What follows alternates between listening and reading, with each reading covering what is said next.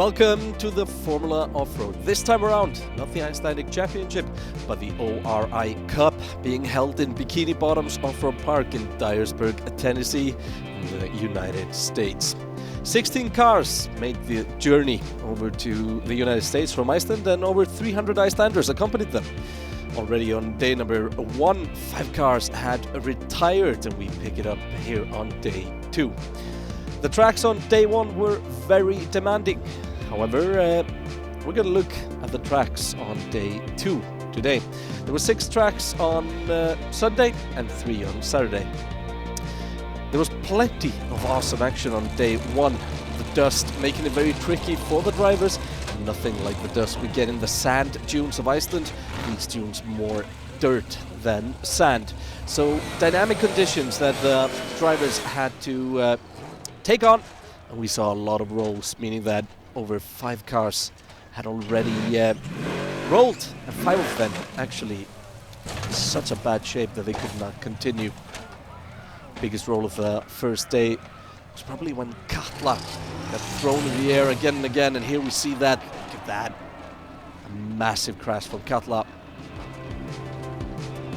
Now just a quick reminder here, it's the cars, not the drivers, that collect points here, or the teams. And the Sledgehammer is leading Geirivit Grímsson, the sole driver there.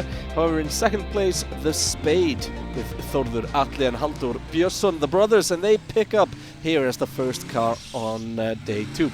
Second place after day number 1, and this is Halldór's, well, really only his second ever Formula Offroad track. The drivers had discussed after day number 1, look at all that smoke though coming out of Halldór's car there, the Spade working, will he go all the way? There's so much traction needed, but he needed more speed, only 230 points for the Spade. Now drivers had discussions after day number 1 that the tracks were simply too difficult and therefore dangerous, so the organizers actually changed them a bit for day 2.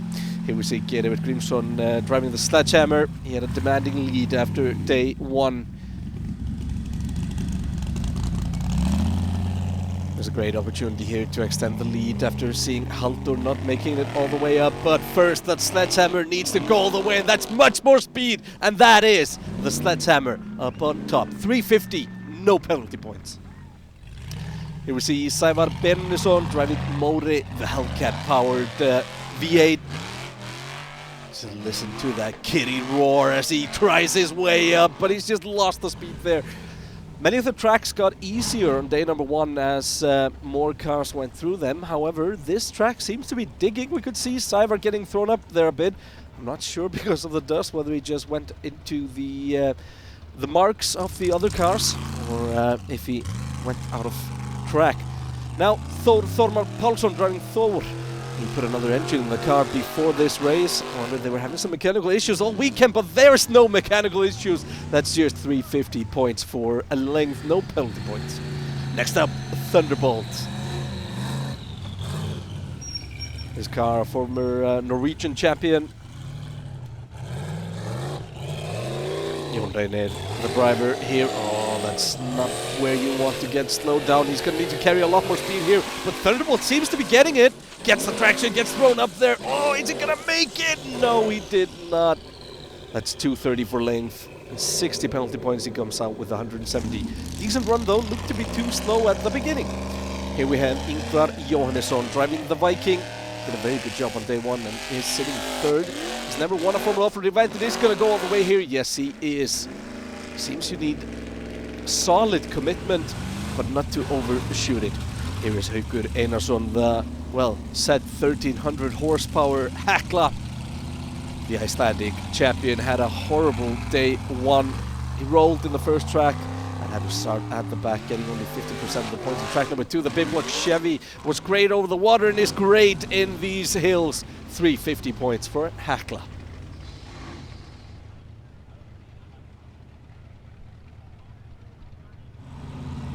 So quick repairs there on the track, and now Guðmundur Elíasson taking on his rodeo.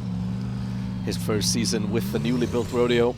Season maybe not, well, it wasn't rewarded quite like he was driving. Never on the podium so far. We're sitting in 5th after day number 1 and goes all the way here. Does it nice and steady there. Guðmundur Eliasson looking good in the rodeo. Now we have Páll Skjóldal driving the Sheep. Some drivetrain problems on day 1, missed track number 3, but there doesn't seem to be any drivetrain problems here other than dust and dirt. However, well, the signals there show that there was a problem, and that was the transfer case. Now Haukur Birgisson driving Þeytingur. He had engine issues in the morning, had to go to the back, will only get 50% of the points here, but he's prowling to the top and gets it, well, full points. Let's hear from him. Jæja Haukur, þetta hefur bara gengið ágætlega fyrstu 2. Já, þetta bara mjög gaman. Gengur vel bara. Og já, þú ert kannski ólíkt öðrum, þá notar hann þessa skynseminni, þannig að bílinn er þá einu lagi. Já, og ekki Páll Pálsson sagði að blár bíl drifa mest. Eru ekki allir dottir út? Ég held það. Það er svolítið svoleiðis. Og fyrir viki ertu hvað, bara í topp 5 held ég? Já, það er gott.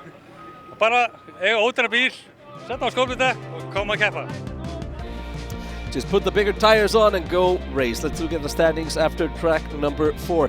The Sledgehammer has extended its lead over now the Viking. Hekla is up to 3rd, but the Spade falls down to 4th. Rodeo still in 5th. Now here we see the Spade. This is Þórður driving this time around, and after realizing they had a good chance of a podium, the brothers decided to let the more experienced Þórður take over driving duties for the rest of the day. Will that call be a nice one? We see him, he's gotta go the full pull there and jumps it through the gate. 350 for length. He got 60 penalty points there, but apparently the judges are not happy with tires flying over the markers. Next up, Gerard Grímsson, the event leader, driving the Sledgehammer. Even the drone is making dust there. The dirt here is so dry, hot conditions. These cars built for conditions that rarely go over like 10 degrees centigrade, but that's no problem for the Sledgehammer. Full house, 350, and Geir Evert, he is on par for victory here. Now, Sævar Benediktsson driving Mori. This car is built in the Westman Islands. The transmission broke on day number 1, but so far everything working on day 2. Nicely done here until he overshoots the turn. That's a reversal. That's 40 penalty points. Remember that there's special rules for this event. Drivers can reverse as far as they want.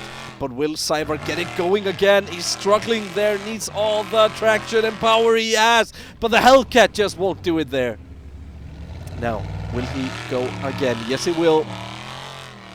A bit more speed, and that might be enough. He's up into the bank, and nicely done there. But that's going to be 80 penalty points just for reversing this track around.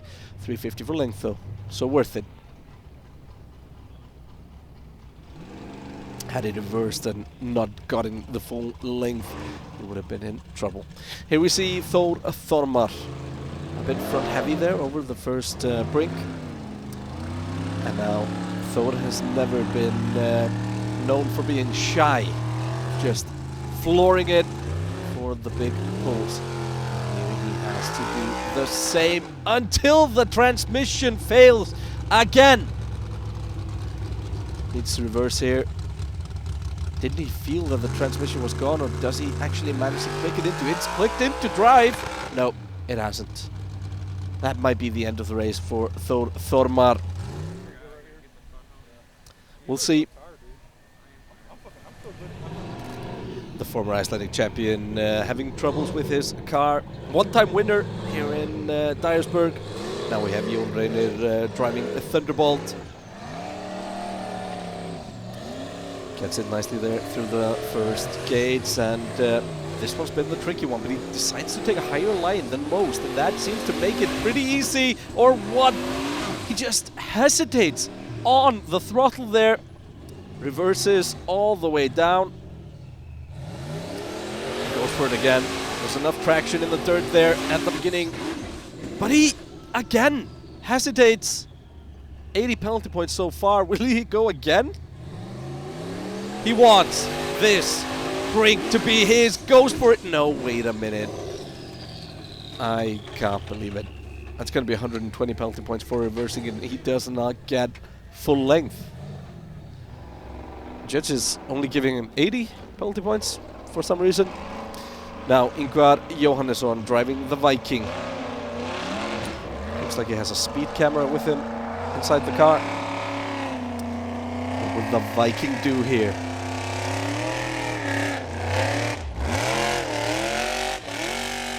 Nicely done. Gets all the traction, doesn't hesitate, up onto the brink, almost throws it in a backflip, but manages to keep it steady. The Viking going the distance. Now, the Icelandic champion, Haukur Einarsson, a bit rough there over the first gate. He saw the line that the Viking took. But there's just so much power, he doesn't even need to think about it. 350 for Hekla. Now, a rodeo. Guðmundur Eliasson at the wheel. Was sitting in 5th place before this track.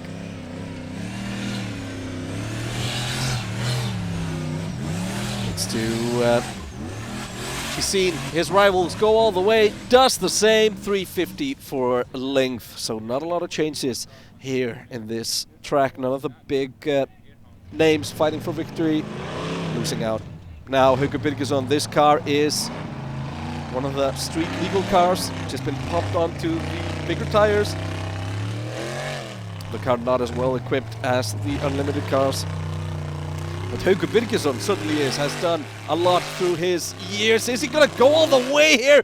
No, the car gets thrown into a big... Wait, he manages to save that! Oh no. He could probably reverse it back on its wheels now. After all that, it somehow ends up on its side. He probably just thought he already had it, but he could almost make it the way up, all the way up. So I'll remove the straps there from his hands. This is simply to keep the hands within the car in the event of a roll. Now Jonas Karl Sigurðsson driving Ruddi.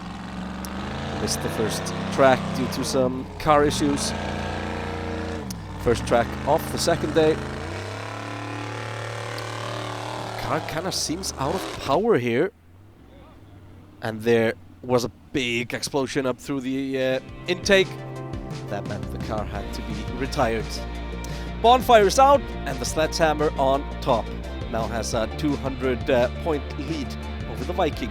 Hekla still in 3rd, but Rodeo moves up to 4th with the Spade in 5th. Now, next up, a very easy track. No real climbs, but it's a bonus track.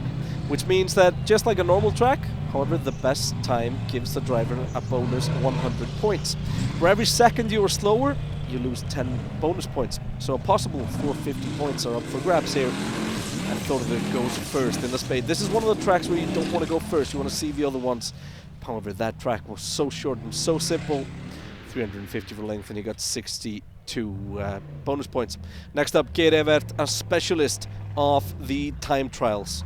However, he's just taking it slow here. Seems to think it's better just to aim at 350 and getting no penalties. But there, he floors the Sledgehammer and goes pretty quickly. 350 for length, 71 bonus points, so that's 421 points. Next up, Sævar Benónýsson driving Móri. So far looking good. Aggressive driving here from Móri. Just needs to floor it, but I think he's touched a couple of markers there. Móri going through the final gate, and that's 20 penalty points, but 100 points for the fastest time in this track. So Móri probably taking most points out of this track. Let's see what Þór does. Oh no. The car's just not turning. And the steering, it's gone. That's all hopes of a podium gone for Þór. Next up, Jón Reynir in Thunderbolt. Now, has to be said that this track is way too simple for these monstrous off-road trucks. Now Ingvar Jóhannesson really well today. He's up to second in the standings with the Viking. He's quick. 82 bonus points and no penalty points, so that's 432. Might actually have beat Mode. Now, Haukur Einarsson, he's fighting for second place here. And here is Haukur going through 350 for length, 85 bonus points. That is the highest score so far. Now, Guðmundur Eliasson driving Rodeo. He had fallen down the order, but was moving up to fourth before this track. And nicely done here for Guðmundur. Should at least keep that fourth place. Now, Haukur Birgisson driving Feiting good. And just see how different the suspension is. Oh, locks up there and picks up a marker pretty heavily. The car just bouncing too much to be fast through here. 350 for lane, 12 bonus points, but 40 penalty points. Next up, track number 7 in this event, the fourth track of the second day. And the people, they were loving it. Now, again, the tracks were getting too easy after the drivers had complained on day number 1 of them being too dangerous. And let's just allow Geir Evert to demonstrate how simple this track was.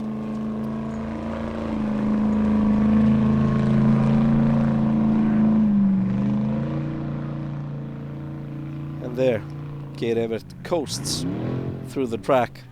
Every single driver scored 350 points this track around, so we won't bother you with the replays. The Sledgehammer is leading 200 points, just over ahead of the Viking.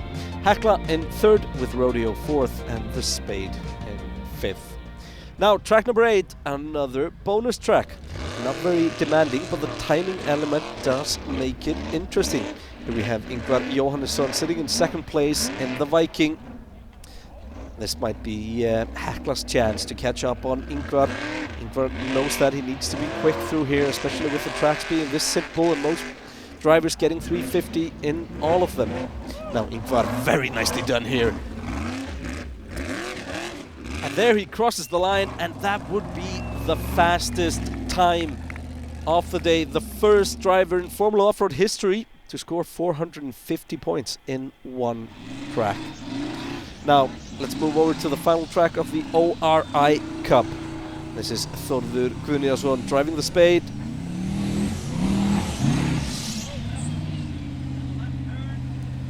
He can put some pressure on those podium places if he goes all the way here. Gets thrown up in the air a bit there and is struggling for traction, and that's gonna cost him. That means that the Spade has to settle for 5th.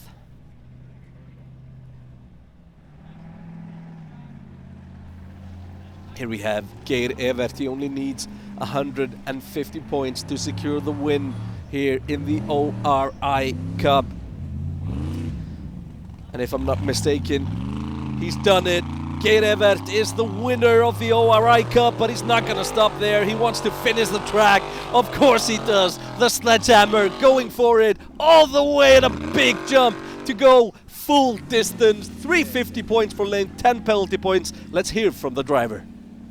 Geir, til hamingju með titilinn. Þakkaði fyrir það.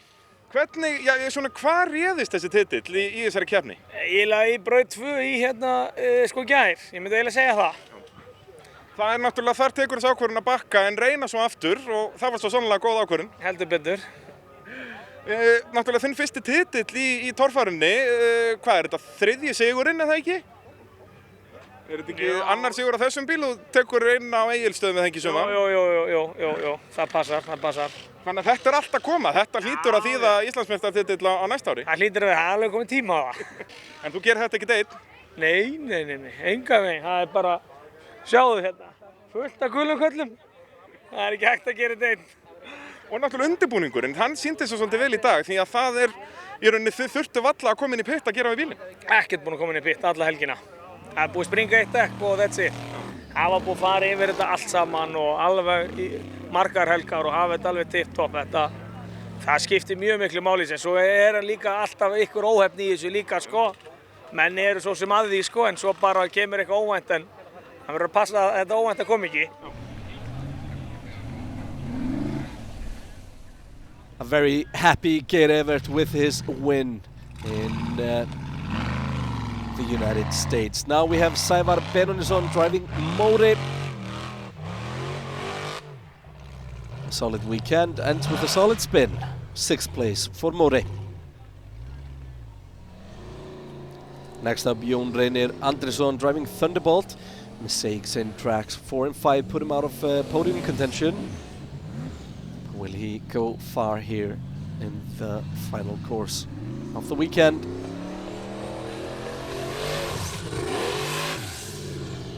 One more roll for Thunderbolt. Rolls him into 7th overall. And back on his wheels.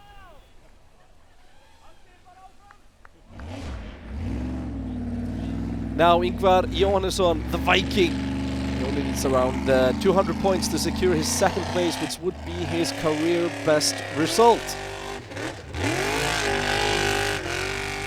Did he make it through? He has to be careful here. He decides to reverse because he might already be close to 200 points, and with drivers not making it past there, this might be a big risk, but he decides to go for it. And he does! And now for the final climb, nicely done! Pushing, pushing, pushing. We saw Geir jump, and we see Ingvar do it as well. And that is the Viking securing the 2nd place in the United States. A career best result for the team. And something to build on. Now Haukur Einarsson, he is in 3rd place. Has to keep Guðmundur Eliasson behind, who is next up, and he needs 230 points here to secure 3rd. He's already seen a couple of drivers go all the way, and there's all the power that's needed, or what? That's the transmission. We just saw how the tires, they just stopped spinning. And that is one more transmission failure at the Bikini Bottoms. The judges ruled that was a reverse, despite Haukur not trying again. So that puts Guðmundur into contention. He needs 310 points or more to grab the final podium position. Rodeo running in 4th. Before this track, 310 points means that he needs to go all the way. He can reverse one time or clip a marker. We know this first climb here is pretty tough. 40 penalty points there. He has to make it all the way without grabbing another penalty. He's just going for it full throttle. He's gonna go through the gate, and that is P3 for Rodeo. A career best result for Guðmundur Eliasson, who secures 3rd place. So there we see the Sledgehammer crew. They are the ORI Cup champions. The Viking in 2nd. Rodeo clinches 3rd place with 3 points, with Hekla sitting in 4th. Now another great season in Formula Offroad comes to an end. It's been a pleasure. Let's see you all next year.